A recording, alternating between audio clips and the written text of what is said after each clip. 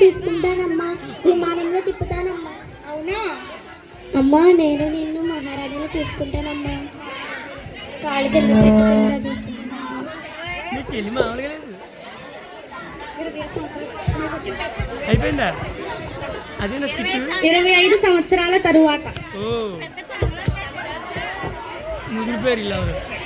అవును, ఇంత ఆలస్యమైంది, పెద్దమ్మ ఇంకా ఫోన్ చేయలేదేంటి? అమ్మా తల్లి. ఏంటమ్మా, ఏంటి? ఏం లేదమ్మా, ఇంత ఆలస్యమైంది, తిన్నావా? పెట్టాయి ఫోను. అది కాదమ్మా, తిన్నావా లేదో చెప్పమ్మా. ఫోన్ పెట్టేసా. అది కాదమ్మా.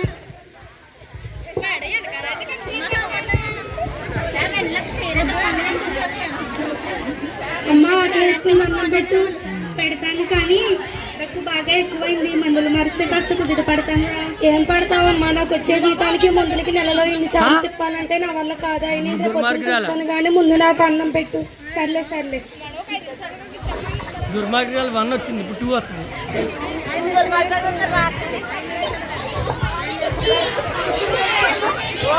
ఎండమే సరిపోతుంది.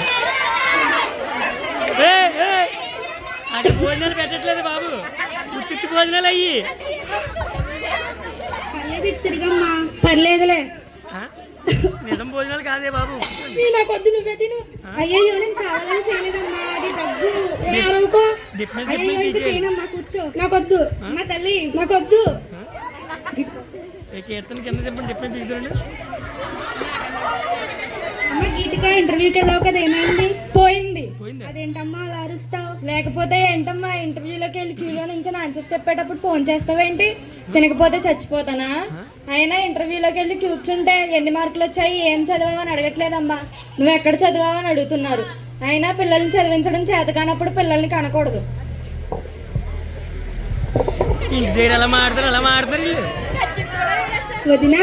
ఇంటి దగ్గర ఎలా మాడతారు? ఇద్దరికిద్దరు ఇలా నీచంగా తయారయ్యారేంటి వదినా? నా పిల్లలు నా ఇష్టం, నన్ను కొడతారు, తిడతారు, అన్నం పాడేసుకుంటారు, నీకెందుకు మధ్యలో? ఏదో ఒక రోజు చూడు, నీ కూతుర్ల కోసం డబ్బులు అడగడానికి నా కాళ్ళ దగ్గరకు వస్తావు. అమ్మా తల్లి, నాకంత గత ఏం పట్టలేదు, నా పిల్లల్ని నేను పెంచుకుంటాను, నా బ్రతుకు నేను బ్రతుకుతాను, నువ్వు వెళ్ళు అమ్మా, వెళ్ళు. చీ, నువ్వు మారవు.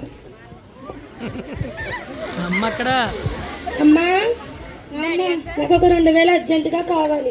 మందులు తెచ్చుకున్నాను రా. మందులు తెచ్చుకోవడం ఏంటమ్మా, పోయి ఇలాంటి దాన్ని కొడుకుని పుట్టాను చూడు, ఎంత బాధపడాల్సి వస్తుందో. తెలుగు భాష అయినా కొత్త మందులు వేసుకొని నువ్వు పెద్ద పేకాల్సిన పనులేమున్నాయి, కనీసం డబ్బులు ఉన్న వాళ్ళు ఇంట్లో పుట్టినా కూడా బాగుండేది. రేపటి నుంచి గుడికి వెళ్ళి నీలాంటి దాన్ని కొడుకుని పుట్టకూడదని మొక్కుకుంటాను.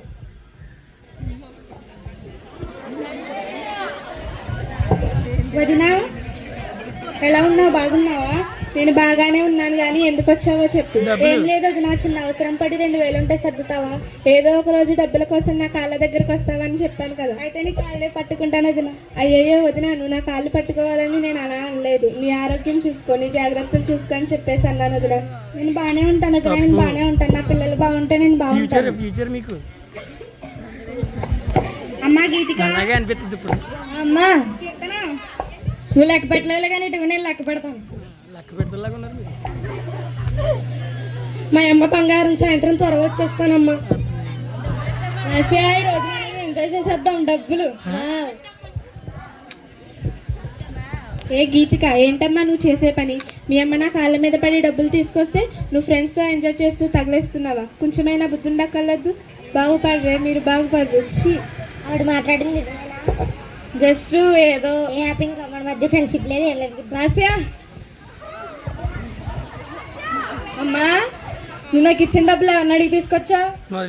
ఎవరిని అడిగి తీసుకొస్తే ఏంటమ్మా? ఏమైందక్క? రావే చెల్లిరా. ఏమైంది? అడుగు, ఏమైందో. మళ్ళీ ఏం చేసావే? నిన్ను మనకి ఇచ్చిన డబ్బులు ఎవరిని అడిగి తీసుకొచ్చిందో తెలుసా? పక్కింటి వాళ్ళని అడిగి ఇచ్చింది. ఏదో మీరు డబ్బులు కంత అవస్థ పడుతుంటే చూడలేక చేశాను రా. చాలమ్మా చాలు, నీకు దండం పెడతాము. ఒక్కోసారి మేము సంతోషంగా ఉండడానికి నువ్వేం చేయొద్దు. మేము సంతోషంగా ఉండాలంటే నీ మొక్కమ్మకి జీవితంలో ఇంకెప్పుడు చూపించుకో. గుండెల్లో నొప్పిగా ఉందేంటి? అమ్మా తలుపు తీయండి రా, గుండెల్లో నొప్పిగా ఉందా? నువ్వు కొనుక్కున్నాక కొత్త మందులు వేసుకోపో. అబ్బా మాట్లాడలేకపోతున్నాను రా, నొప్పి వచ్చేస్తుంది, తలుపు తీయండి రా.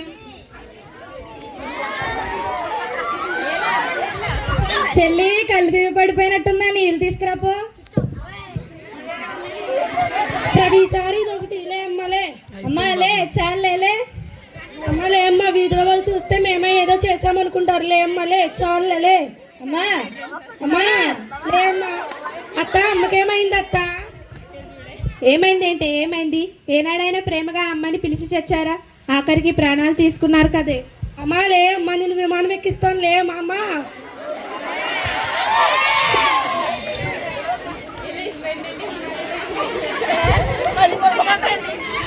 నేటి సమాజంలో అందరూ తల్లిదండ్రులను భారంగా భావిస్తున్నారు.